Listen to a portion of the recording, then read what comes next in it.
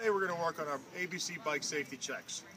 Every day you come to physical education, it's important that you check your bike for safety because other people have ridden it before and after you, or since the last time you rode. So you don't know what happened to that bike, if it's running okay. Even though we check them regularly, from period to period, bad things may happen. So it's very important you take the initiative and the responsibility to check your own bike. We're going to start off grabbing our card, picking it up, writing the day's date on it. So today I'm going to write 10-1 and write the bike number used. I can see right here I have 15G. So I'll write that on my bike. First thing I'm going to do is check my helmet. I have it placed right over my eyebrows. I can fit 2 fingers in the buckle to make sure it's tight. And it's snug on my head. It's not going anywhere. Then I'm going to go to my tires. I want to look over my tires. While I'm looking at them, I'm looking for wear and tear on the sidewalls. Make sure there's no seams or cracks. Make sure the tread is okay on both sides. And then I'm also going to check to make sure there's enough air in them. Underinflated tires can be extremely dangerous. You want to squeeze the sidewalls very hard. Make sure you can barely squeeze it at all. Next on our list, we have the brakes. While I check the brakes, I want to squeeze the brake levers and make sure they don't make it to the handles. All right, and then roll the bike, making sure they actually stop the wheels as I go.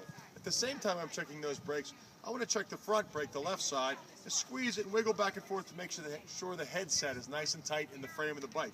That should not wobble back and forth at all on this bike. Also, while I'm checking the brakes, I want to grab my wheel, wiggle back and forth a little bit, make sure the bearings are tight. The wheel should have no play side to side at all. Those all checked out okay, so I'm going to go back and I'm going to initial under my tires and my brakes, because I forgot to do that after the tires. Next, I'm going to check the cranks and chain. I'm going to reach down, check the pedal, grab it, wiggle it to and from the bike to make sure the cranks are loose, or are tight. And then I'm going to check the chain visually, make sure it's not rusty. Pick up the back seat of the bike and pedal forward, making sure to get it in gear. You can see how I jumped a little bit at first because it wasn't quite in gear. I can also hear some rubbing on the front, so I can see that my derailleur was rubbing on the chain. I adjust that, now pedal forward. Oh, now I'm rubbing on the other side. So I'm going to shift it down just a little bit, and then I'm going to be good to go. Shift up a little bit. Now I'm right in the middle, pedal backwards and pedal smoothly. All right, so I'm in good shape. This one actually might need to adjust a little bit on the front since it's rubbing on the front derailleur up here. Switch off on, or sign off on the cranks and chains. All right, now I'm going to check the quick releases. We have 3 quick releases on each bike. The front wheel, let me put that on my tester. On the front wheel, while I check that quick release, I'm going to pick it up, hit the wheel a little bit, make sure it doesn't fall out. Check the lever. It should say closed on it, and it should be snug. I should be able to pull on it. And while I have it up there, I'm going to give the wheel a spin, looking for the wheel wobbling side to side. This one's pretty good, though. Turn it around, take a look at the back.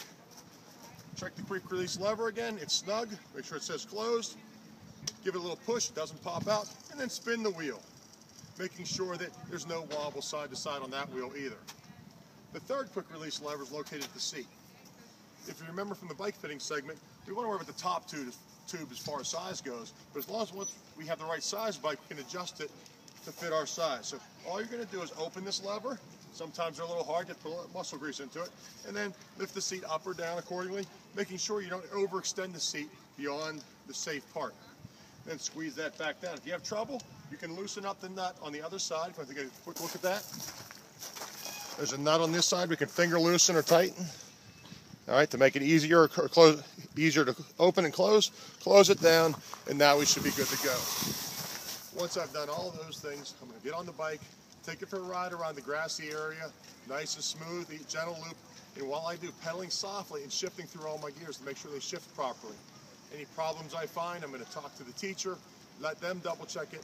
If it's a safety issue, we'll take the bike out of service, or maybe we might even be able to fix it quickly on the spot. One way or the other, we're going to make sure you have a safe, enjoyable, fun experience.